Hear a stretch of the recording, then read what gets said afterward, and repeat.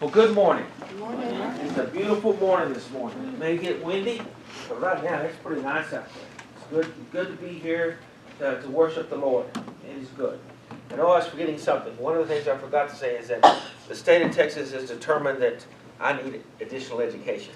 So next Sunday we're going to be going to Galveston, and then Tony is going to deliver the lesson on Sunday morning, and then Jim Dixon will be here on Sunday night to do the lesson next Sunday night. Also, on March the 30th, which is a Wednesday night, it's the fifth Sunday, the congregation at Memphis is having the fifth Wednesday sing, area-wide singing. So I wanted to make sure we got those, hadn't thought of those two things, wanted to get those in.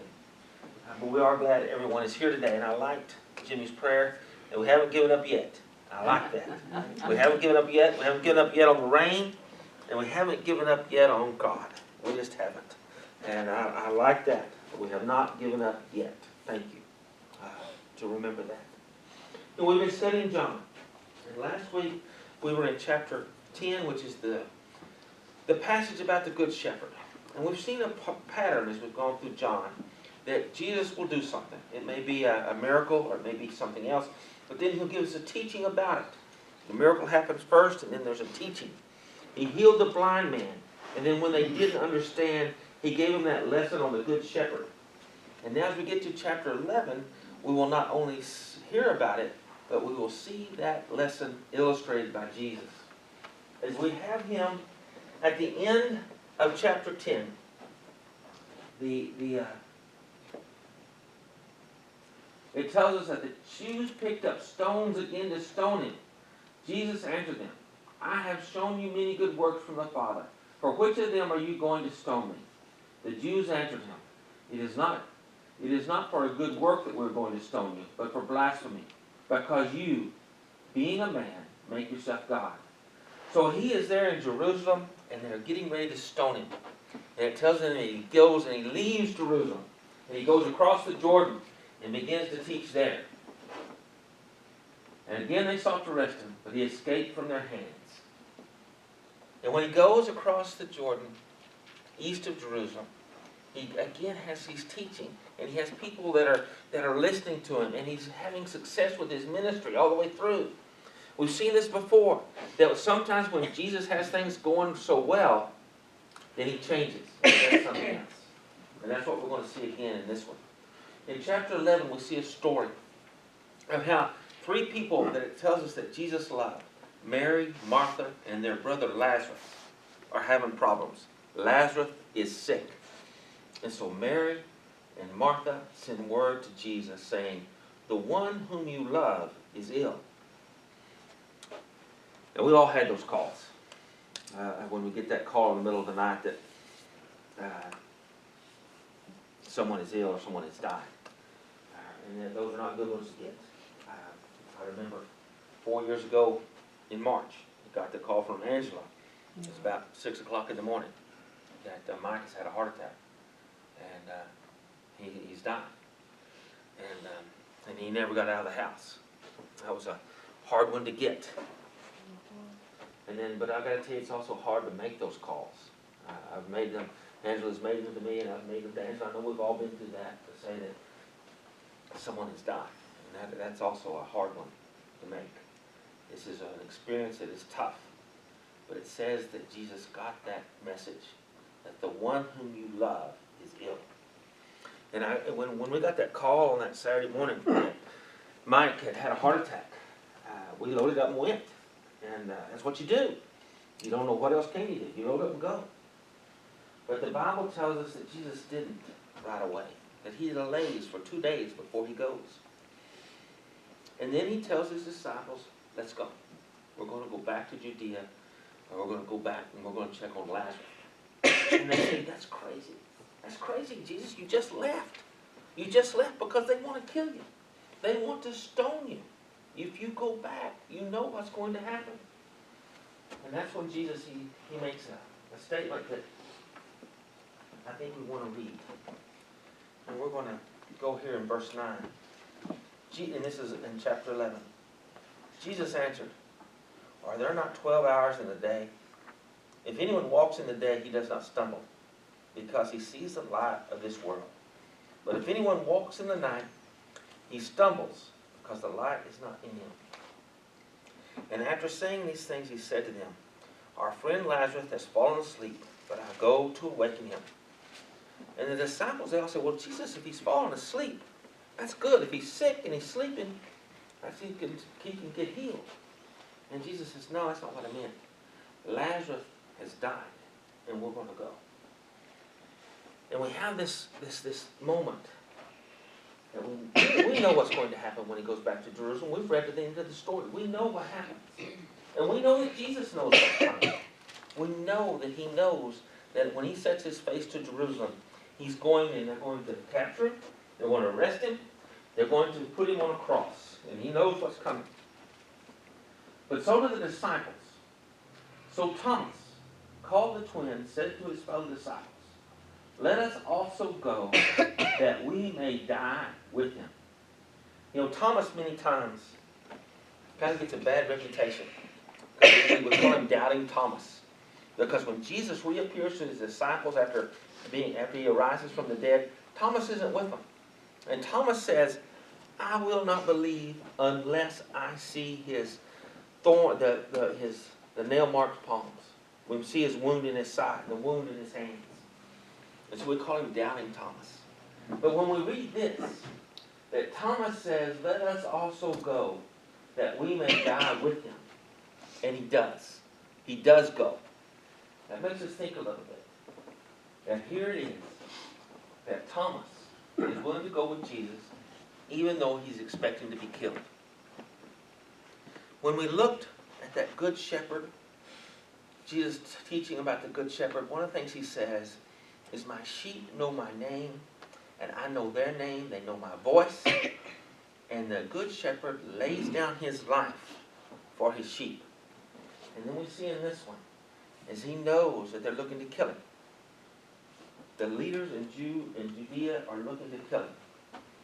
Yet, he has one of his sheep, or several of his sheep there with Martha and Mary and Lazarus that need him.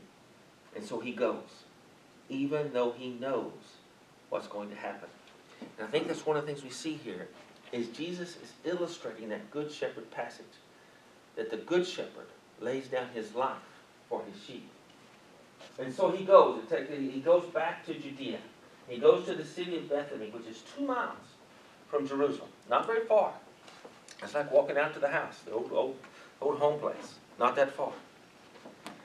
And when he gets there, he learns that Lazarus has been in the grave for 4 days. He's dead and been buried for 4 days.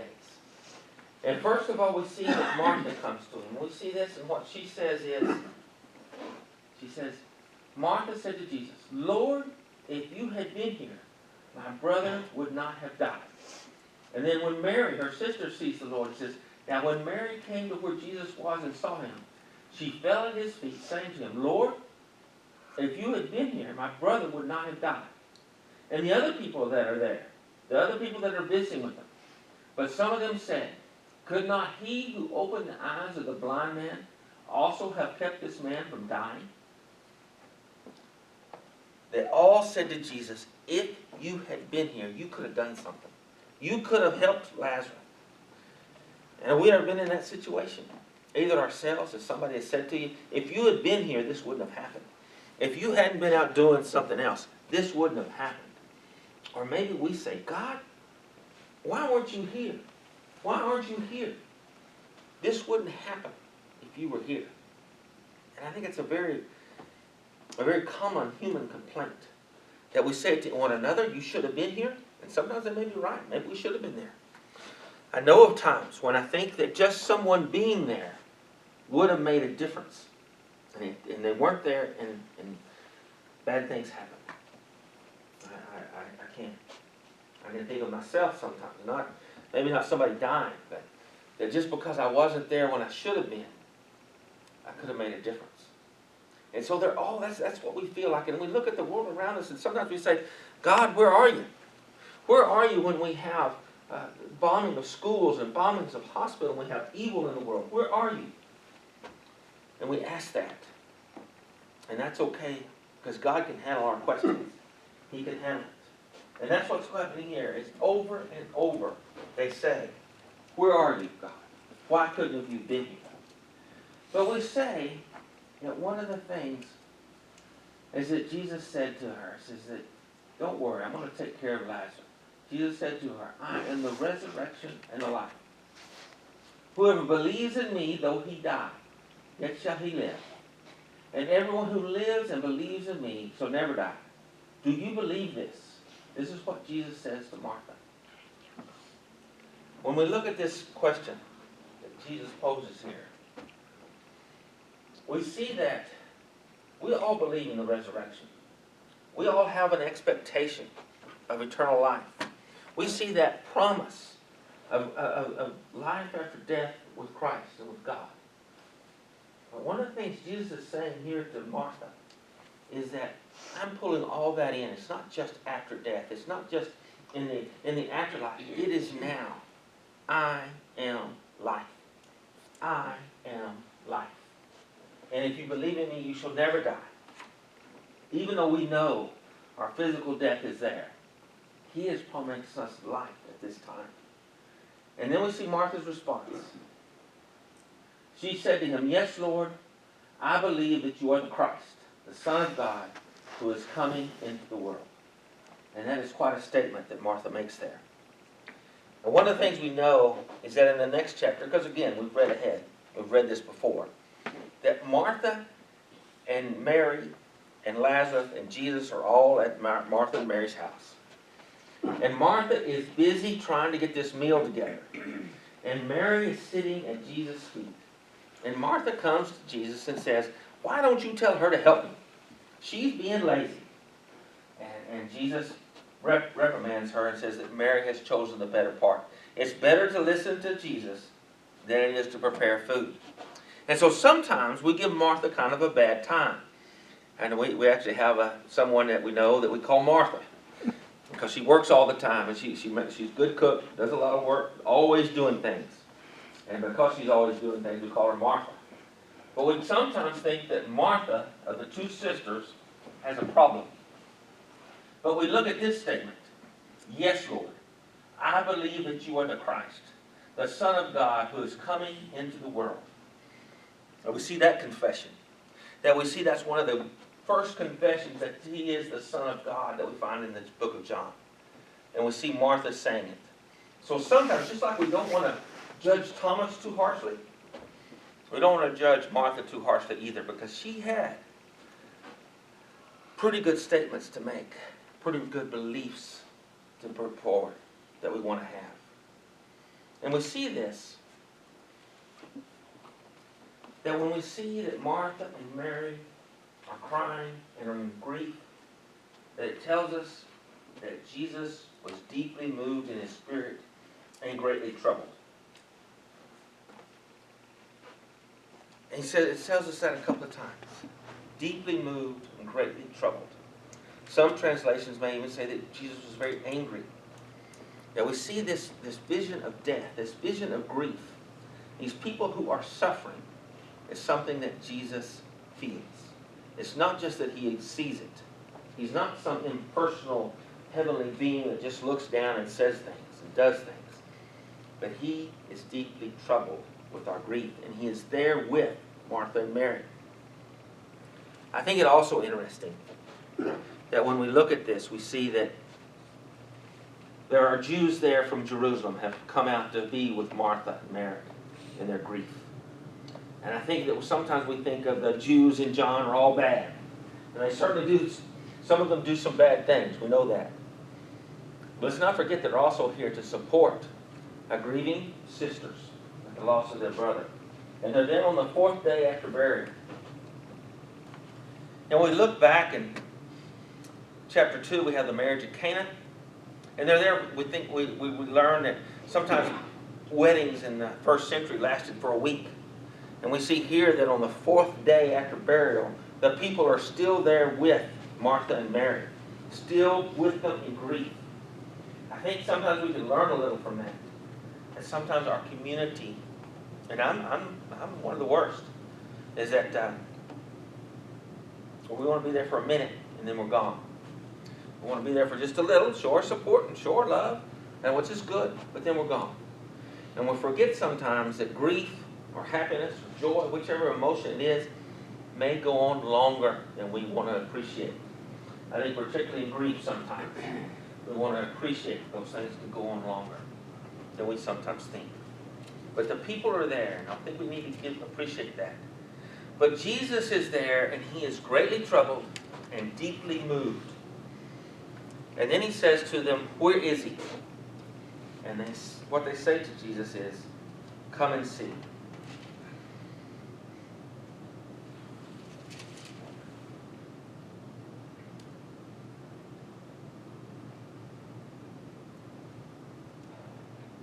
In 34. And he said, "Where have you laid him?" They said to him, "Lord, come and see." And Jesus wept. How many times have we seen that phrase, "come and see"? And back in chapter 1, when they're following, they first begin to follow Jesus. And they say, "Lord, where are you staying?" And he says, "Come and see." And then when Philip goes to Nathanael, his brother, and Nathanael kind of expresses a little doubt, and then Philip says, "Come and see." And then when the Samaritan woman at the well, when she goes back to talk to her fellow villagers, she says to them, "Come and see." And then here they say to the Lord, "Come and see."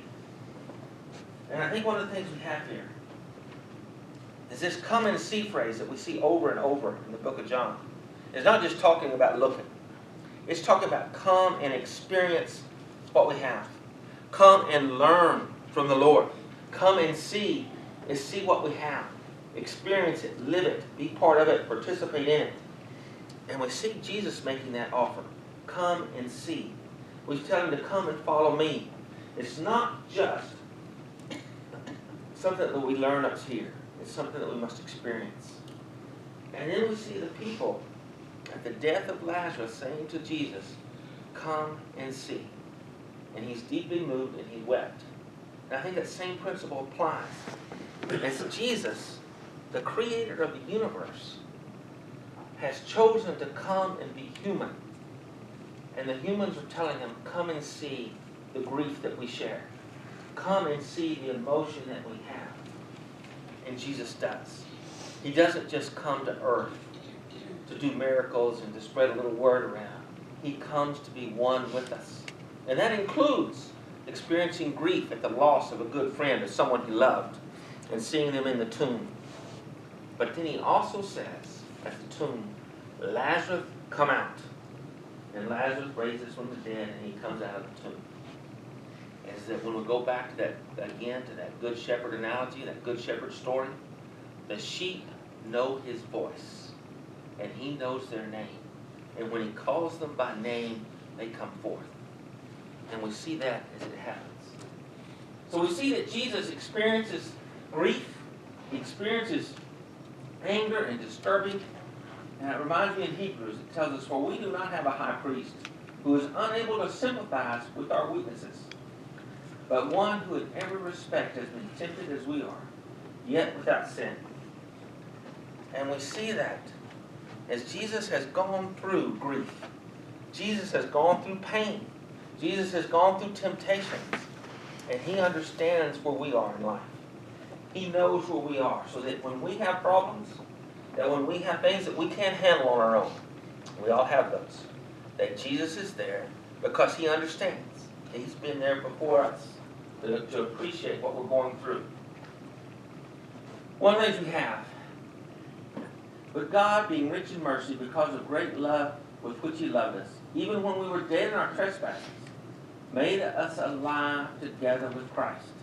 By grace you have been saved. Made us alive together with Christ. The one thing that Christ offers, well, I shouldn't say one thing, because I think Christ offers many, many things.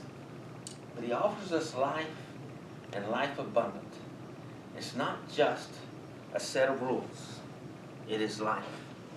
That Christ offers us to walk with us through grief, to walk with us through our tribulations, to be there for us when we can't go on alone.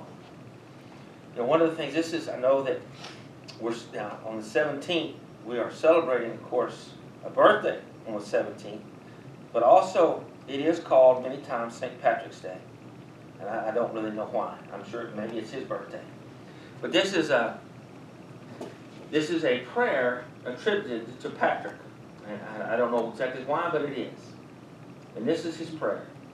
Christ with me, Christ before me, Christ behind me, Christ in me, Christ beneath me, Christ above me, Christ on my right, Christ on my left, Christ when I lie down, Christ when I sit down, Christ when I arise, Christ in the heart of every man who thinks of me, Christ in the mouth of everyone who speaks of me, Christ in every eye that sees me, Christ in every ear that hears me. That I think that he had a point.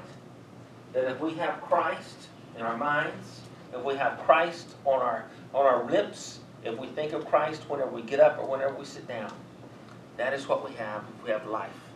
Then when we look at Lazarus and we see him being brought forth, we see that he is hearing the voice of the shepherd and he's responding to it. And that is the same offer we have. The voice of Christ is calling us to life. And that is the life of abundance. Not the life of rules and restrictions, but the life of joy and the life of experience. He's offering us that opportunity to live life with him. And that is the offer that we have today and every day, not just today, but every day, is to live with Christ and for Christ. And that is the offer that we have. And if anyone wishes to come forward, to put Christ on, to ask for community help, to ask for prayers, anything that we can have in that regard is what Jesus is offering. He's offering us himself and to live with him. And if anyone has a need, if you will come and we stand and as we sing.